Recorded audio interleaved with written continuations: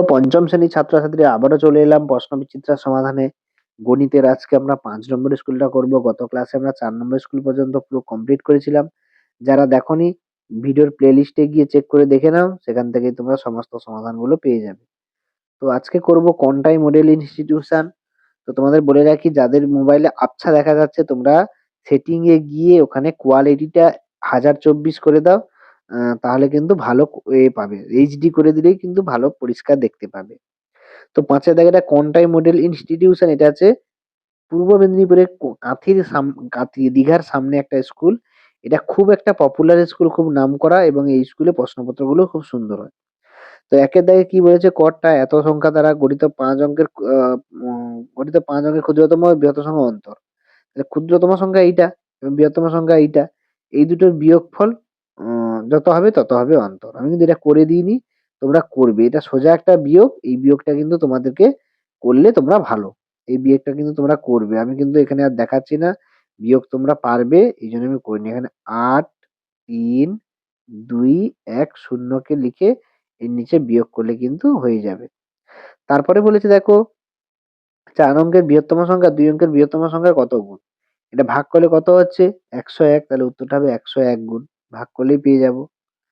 এত মিনিট সমান কত ঘন্টা কত মিনিট? ৬০ দিয়ে ভাগ করলে ১২ ঘন্টা ৫০ মিনিট। তারপরে ঘরটা কয়েকটি সংখ্যার ক্ষেত্রে কোন মান নির্দিষ্ট নয়? উত্তর হবে সাধারণ গুণিতক। ঠিক আছে? গসাগু সাধারণ গুণিতকের মানটা হয় তোমার নির্দিষ্ট নয়। অনেক হতে পারে, যত খুশি হতে পারে। ১ কি ধরনের সংখ্যা সেটাকে ব্যাখ্যা করতে বলেছে। ১ হচ্ছে সাধারণ বিজোড় সংখ্যা। কারণ ১ হচ্ছে কোনো সংখ্যার সঙ্গে গুণ করলে সে কিন্তু একই সংখ্যা থাকে। অর্থাৎ জোড় থাকলে জোড়ই থাকবে, বিজোড় থাকলে বিজোড়ই থাকবে। এজন্য এটা সাধারণ আ বলা হয়েছে। কি ধরনের সংখ্যা? এটা সাধারণ সংখ্যা। দুটি সংখ্যার সঙ্গে তাদের লসাগু গসাগু সম্পর্কটি লিখে। এটা শুধু দুটি সংখ্যার গুণফল সমান লসাগু গুণিতক গসাগু, একদম সোজা প্রশ্ন। এরপরে ২ এর দাগের প্রশ্ন উত্তরগুলো এবং ৩ এর দাগের গুলো করছি দেখো। ২ এরটা প্রথম প্রশ্ন কি বলেছিল?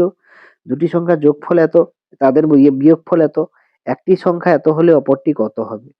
তো দেখো এই প্রশ্নটা আমরা করছি এক্ষুনি। প্রথমে দেখো, দুটি সংখ্যা যে দিয়েছে তার মধ্যে বড় সংখ্যাটা বার করব। বড় সংখ্যা সমান যোগফল বাই ২। দুটো সংখ্যার যোগফল প্লাস বিয়োগফল বাই ২ যোগ এই যোগফল করেছি আমরা। করে ২ দিয়ে ভাগ করে কত হবে? ১৮২২। তারপরে দেখো বলেছে যোগফল বিয়োগফল বাই ২। এটা করে কত হচ্ছে? ৫৯৮। দুটো আমরা পাচ্ছি।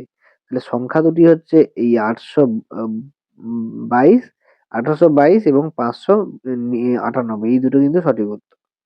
এত দিনে কত বছর কত মাস কত দিন? তাহলে এটা ভাগ করতে হবে। ১ বছর সমান ৩৬৫ দিন। তাহলে এটাকে এত দিয়ে ভাগ করে কত হবে? ২১ বছর এবং ২৩১ দিন। ২১ বছর কিন্তু ৩১, এটাকে মাস করলে কত হবে? ৩ দিয়ে কাটে, ৩ সাতে ২১, ৩ সাতে ৭ মাস, ২১ ২১০ আর ২১ দিন।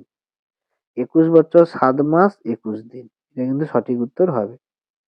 তারপরেরটা, এই যে এখানে দেওয়া আছে ২১ বছর ৭ মাস ২১ দিন। খুব সুন্দরভাবে এখানে করে দেওয়া আছে। তারপরেরটা দেখো, শ্যামলবাবু ৬ মাসের আয় দিয়ে মাসের খরচ চালান। তার মাসিক আয় এত হলে মাসিক আয় কত? তাহলে খরচ দিয়েছে, আয় কত? তাহলে ৭ মাসের খরচ, ৬ মাসের আয়। ৭ মাসের খরচ ৭ গুণিতক এত, তোমার এত টাকা খরচা হচ্ছে। তাহলে মাসিক আয় কত? এইটাকে ৬ দিয়ে ভাগ করলে এত টাকা মাসে সে পাচ্ছে। ঠিক আছে? এত এর মধ্যে সাধারণ গুণনীয়কগুলির গসাগু কত? তাহলে এই সাধারণ গুণনীয়কগুলি এত হচ্ছে কি, কি পাচ্ছি আমরা? সাধারণ গুণনীয়কের যেগুলো আছে ১ common, ২ common, ৩ common, ৪ common, ৬ common আর ১২ কমন। তাহলে এগুলো যদি আমরা সাধারণ গুণনীয়ক করি তাহলে লসাগুটার উত্তর কত হবে? ১২ ই উত্তর হবে। এগুলো সব লসাগু করলে ১২ উত্তর হবে। তোমরা দেখে নিতে পারো, ১২ ই উত্তর হবে। তারপরেরটা, একটি গল্পের বইয়ের দাম এত টাকা এবং এতজন ছাত্রছাত্রীকে প্রত্যেকে একটি করে গল্পের বই দিলে খরচ কত করে পড়বে? এটা সুন্দর গণিত। এটা গুণ করে দিলে হয়ে যাবে। দুটোকে গুণ করলে কত পাচ্ছি? ১,৬৭,০৭৬ টাকা। এটা হবে সঠিক উত্তর। এরপরে আমরা ৩ এর দাগের ৩ টে প্রশ্ন করব। ৩ টি ঘন্টা একসঙ্গে বাজার পর যথাক্রমে ১৫, ২০, ২৫ সেকেন্ড অন্তর বাজে। কতক্ষণ পর আবার একসঙ্গে বাজবে? ওই সময়ের মধ্যে প্রতিটি ঘন্টা কতবার বাজবে? তো এইজন্য এটা কি করব? লসাগু করব। এই ৩ টের লসাগু দেখো, লসাগু তোমরা করতে জানো। এভাবে লসাগু করলে ৩০০ সেকেন্ড বেরোচ্ছে। ৩০০ সেকেন্ড অর্থাৎ ৫ মিনিট পর একসঙ্গে বাজবে। তাহলে দেখো 15 সেকেন্ডের পর ঘন্টাতে 300/20 বার। এটা দেখো 20 সেকেন্ডের পর 15 বার এবং 25 সেকেন্ডের পর 12 বার বাজবে। তারপরে ক্ষয়ের দাগের প্রশ্নটা কি বলেছিল আগে পড়ে নিই। একটা পাঠাগারে প্রতিজন এত টাকা মূল্যে এতটি বই, এত টাকা মূল্যে এতটি বই করেন। 50 টাকা মূল্যে 70টি বই কেনা হলো। মোট কত বই কেনা হলো? তো সেইটা আমরা করব দেখো এখানে। তো গ্রামের পাঠাগার জন্য প্রতি এত টাকা মূল্যের এতটি বই, এতটা বই এতটা কেনা হলো। তাহলে উত্তরটা দেখো এখান থেকেই শুরু। প্রথমে এটা কত টাকা করে পড়ছে? এতটা বই মানে গুণ করে দিলে হয়ে যাবে। তাহলে মোট টাকা হচ্ছে 43,125 টাকা। এটা হবে সঠিক উত্তর। এক দোকানদার 52টি ঘড়ি বিক্রি করে 4,800 টাকা লাভ করে। প্রতিটি ঘড়ির ক্রয় মূল্য এত টাকা হলে প্রতি ঘড়ি বিক্রয় মূল্য কত? তাহলে এখানে মোট ক্রয় মূল্য 52 টাকা দিয়ে বিক্রি করেছে এবং কিনেছে যত টাকা, এটা যোগ করলে মোট বিক্রয় মূল্যটা হচ্ছে 31,420 টাকা। এখানে হবে তাহলে প্রতিটি ঘড়ির মূল্য এটাকে 52 দিয়ে ভাগ করলে 604 টাকা। গণিতগুলো কিন্তু বোঝার লাগবে, তোমরা বুঝলে অবশ্যই করতে পারবে।